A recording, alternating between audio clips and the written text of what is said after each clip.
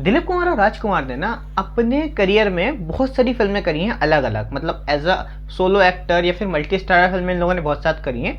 लेकिन एक साथ इन दोनों ने ना, मतलब दिलीप कुमार और राजकुमार ने केवल दो ही फिल्में करी हैं और दोनों फिल्में ना अलग अलग कारणों से पॉपुलर है। पहली जो फिल्म है जो है पैगाम, आज के इस वीडियो में हम उसकी बात करेंगे। एक्चुअली इसके बाद इन्होंने बहुत सालों बाद, 30 साल के लगभग बाद, सुभाष घई के साथ फिल्म बनाई थी, इसका नाम था सौदागर।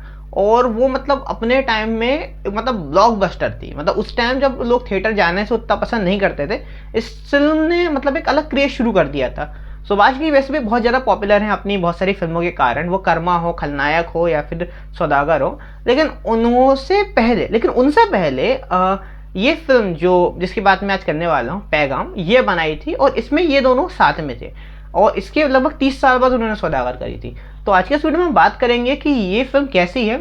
और मैंने अभी रिसेंटली इस फिल्म को देखा, मुझे किसी लगी, आपको बताते हैं कि ये क्यों इतनी पॉपुलर है। मतलब उतनी ज़्यादा इसकी बात अब की नहीं जाती है, लेकिन उस टाइम के हिसाब से भी और आज के हिसाब से भी इसकी स्टोरी में बहुत सारी चीज़ें हैं जिसके बारे में बात की जा सकती है। तो चलिए शुरू करते हैं आज के इस वीडियो में। देखो, ये जो फिल्म है ना, ये बनी थी 1959 में।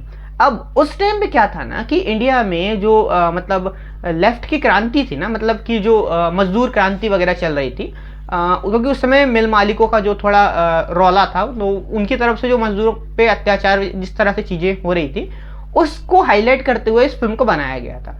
अब मतलब ये थोड़ी लेफ्ट की तरफ झुकी हुई फिल्म है, मतलब मजदूरों की बात करने वाली फिल्म है एक्चुअली ये। सो उसकी कहानी उसी तरह की है। अब होता क्या है ना कि इसमें दिलीप कुमार का जो कैरेक्टर है रतन लाल का, वो एक पढ़ा लिखा आदमी होता है। मतलब वो गाँव शहर में पढ़ने जाता है, पढ़ के आता है इंजीनियर बन के, अपने गांव वापस आता है जब वो, और आके वहाँ पर जो उसका भाई रहता है, जो जिसका रोल प्ले किया है राजकुमार ने, वो मतलब राजकुमार का जो कैरेक्टर है वो एक किसान आदमी है, मतलब मजदूर आदमी है, सॉरी, वो तो गरीब आदमी है। वो अपने भाई को किस तरह से पढ़ा लिखा के वो शहर भेजता है, शहर में पढ़ा लिखाता है उसको, ताकि कुछ काबिल बन सके वो, ठीक है। अब जो दिलीप कुमार का कैरेक्टर है ना, बड़ा आदर्शवादी कैरेक्टर है। मतलब वो हर छोटी छोटी चीज़ों के ऊपर वो सोचता है कि यार ये होना चाहिए, ये नहीं होना चाहिए, ये होना चाहिए, ये नहीं होना चाहिए। इस तरह का उसका कैरेक्टर बहुत ही ज़्यादा आदर्शवादी कैरेक्टर है उसका। अब इस तरह का जो कैरेक्टर है ना, अब इसकी लाइफ में जिस तरह से इश्यूज आते हैं, जैसे कि इस फिल्म में जो मंजू का कैरेक्टर है, जिसका रोल प्ले किया है वैजयंती माला ने। वैजयंती माला जो है ना, मतलब उस टाइम पर वो मतलब टॉप एक्ट्रेस में मानी जाती थी, और दिलीप कुमार के साथ उनकी जितनी भी फिल्में हैं वो बहुत ज़्यादा फेमस हैं। अब मतलब दिलीप कुमार के साथ तो बहुत सारी एक्ट्रेसेस ने काम किया हुआ है, बहुत की उनकी जो मतलब केमिस्ट्री जो है ना उनकी बहुत ज़्यादा एक्ट्रेसेस के साथ अच्छी लगती है। लेकिन वैजयंती माला ने इस फिल्म में काम किया है। अब वैजयंती माला जो है ना, वो एक गरीब कैरेक्टर है उनका। मतलब उनकी माँ एक गरीब रहती है, उनकी बच्ची के साथ वो काम करती है, ठीक है। अब मतलब जो वैजयंती माला कैरेक्टर है ना, वो स्कूल में पढ़ाई कर रही होती है, कॉलेज उसके हो जाते हैं पूरे, और अब वो जॉब ढूंढ रही है। मतलब जैसे हम लोगों की हालत होती है, सब आम आदमी की हालत होती है ना, कि कॉलेज से जाने के बाद वो जॉब ढूंढ रहा होता है। वैजयंती माला का कैरेक्टर बिल्कुल उसी तरह का है।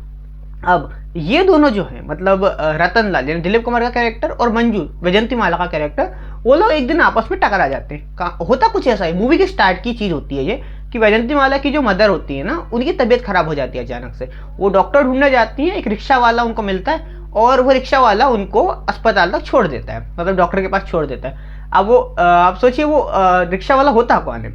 रिक्शा वाला होता है दिलीप कुमार का कैरेक्टर, जो कि गाँव में मतलब शहर आ जाता है, तो पढ़ाई के साथ साथ वो जॉब भी कर रहा होता है। अब यहाँ पर वो लोग मिलते हैं आपस में, वैजयंती माला की हेल्प करते हैं दिलीप कुमार का कैरेक्टर जो रतन लाल होता है। अब ये सब हो जाता है ना, वो दोनों फिर आपस में से दोस्त हो जाते हैं, ठीक है। अब एक दूसरे से नज़दीकी उनकी आने लगती है।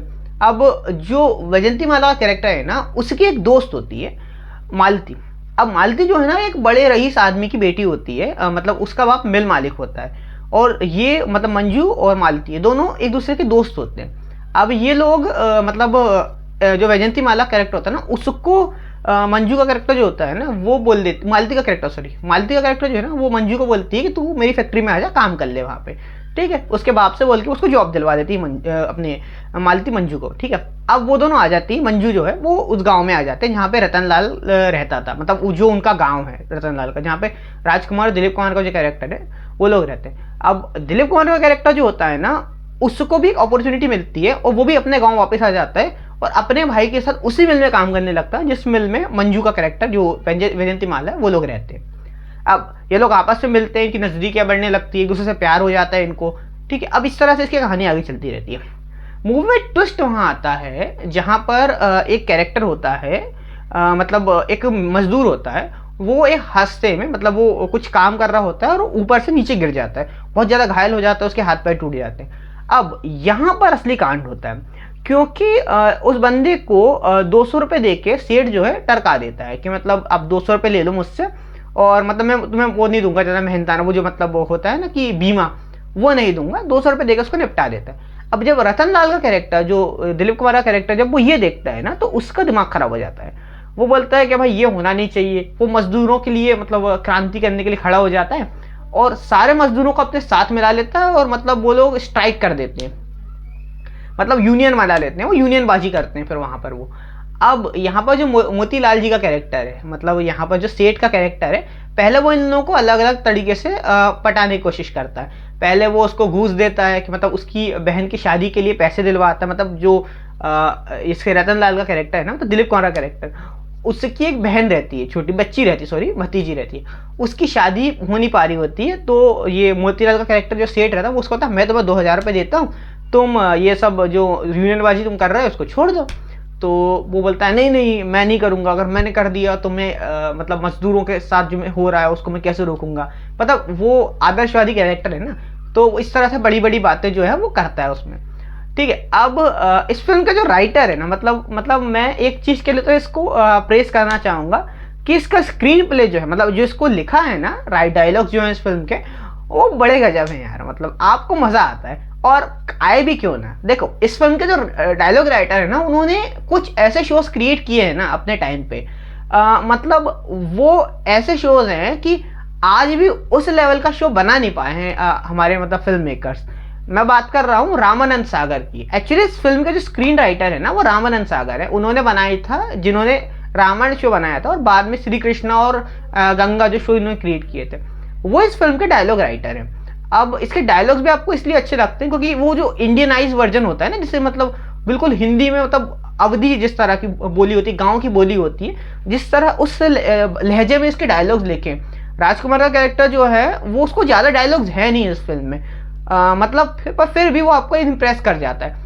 दिलीप कुमार जो है पूरी फिल्म की हाईलाइट है, मतलब उनको लेकर ही पूरी फिल्म बनाई गई है। शायद यही एक रीज़न रहा होगा कि बाद में इन दोनों ने आपस में काम करना उतना पसंद नहीं किया, क्योंकि दिलीप कुमार को अगर आप इस फिल्म में देखोगे तो मूवी की हाईलाइट वही है, वही मेन हीरो है। राजकुमार का कैरेक्टर बिल्कुल साइड लाइन है, मतलब वो ऐसा है उस फिल्म में कि मतलब है, अगर उसकी जगह पे, राजकुमार की जगह कोई और भी एक्टर होता ना तो भी काम चल जाता, कोई बड़ी बात नहीं थी। मतलब ऐसा लगता था कि डायरेक्टर जो है ना, जो इसके हैं एस वरन, उन्होंने शायद यही सोचा था कि यार दिलीप कुमार एक बड़े पॉपुलर एक्टर है, उनको ही मेन उसमें रखते हो क्योंकि वो मेन हीरो है इस फिल्म के।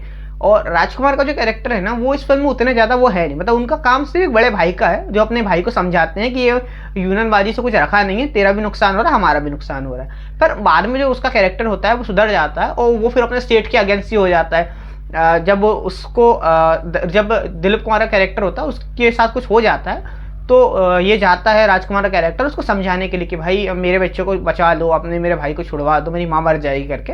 तो बोलता है कि निकल यहाँ से। तो दिलीप कुमार, वो फिर राजकुमार का कैरेक्टर बोलता है कि अच्छा ठीक है बताऊंगा मैं तेरे को। उसके बाद फिर वो मजदूरों को इकट्ठा करता है और फिर यूनियनबाजी शुरू हो जाती है उसकी भी। तो मतलब ये सब उनकी चलती रहती है। मूवी में आपको कुछ कैरेक्टर्स हैं जो आपको बहुत इंप्रेस करते हैं, जैसे कि जो मंजू की मदर का कैरेक्टर है, वो कैरेक्टर आपको बहुत देर पसंद आता है, और उसका जो पास्ट है वो कैसे मूवी के मेन विलन से जुड़ा हुआ है, या उसके साथ साथ ये जो मतलब वैजंती माला का कैरेक्टर है वो उससे प्यार तो करती है, लेकिन जिस तरह से उनको इश्यूज आ रहे हैं कि मतलब जो इसका कैरेक्टर है ना, अपने दिलीप कुमार का कैरेक्टर, वो और मंजू एक दूसरे से प्यार तो करते हैं, लेकिन क्या इश्यूज आ रहे हैं उनके। अब वैजंती माला, अब ये जो दिलीप कुमार का कैरेक्टर है, इसने झंडा तो उठा लिया है मजदूरों के लिए, बट इसकी लाइफ में भी तो इश्यू आएंगे, क्योंकि भाई अगर तुम मजदूर आदमी हो और तुम स्टेट से लड़ाई करने जाओगे तो तुम्हारी को प्रॉब्लम तो क्रिएट होगी।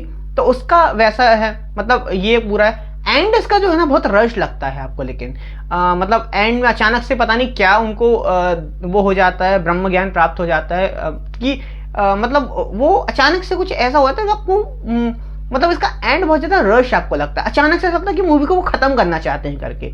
तो वहाँ पर एक चीज़ थोड़ा ड्रॉबैक इस फिल्म का लगता है। लेकिन हाँ, बाकी जो फिल्म है ना, मतलब इसका स्क्रीन प्ले अच्छा है, इसकी स्टोरी अच्छी है, परफॉर्मेंसेस भी आपको पसंद आते थे, गाने बड़े पसंद आए थे मुझे। खासतौर पे एक गाना जो था वो जो लाइक मंजू की मदर गाती हैं, उस गाने का नाम वो अमीरों के परमेश्वर, वो गाना नाम है, उस गाने का यही नाम है।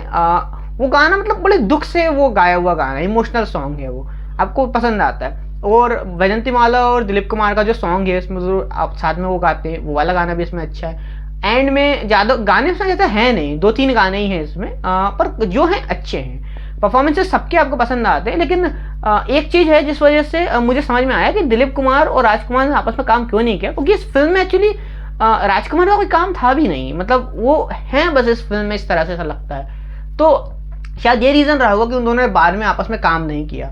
तो अगर आपको अपने फिल्म को देखा तो बताइएगा आपके कैसे थॉट्स हैं इस फिल्म को लेके। और हाँ, ये फिल्म अच्छी है, ऐसा नहीं कि बहुत ज़्यादा बेकार है करके, बहुत अच्छी फिल्म है, आप देख सकते हैं, बोर नहीं करती है आपको। अगर आपको ये वीडियो पसंद आया तो वीडियो को लाइक कीजिए, शेयर कीजिए, सब्सक्राइब कीजिए चैनल को, अपने थॉट्स बताइए कमेंट सेक्शन में। तब तक अपना ध्यान रखिए।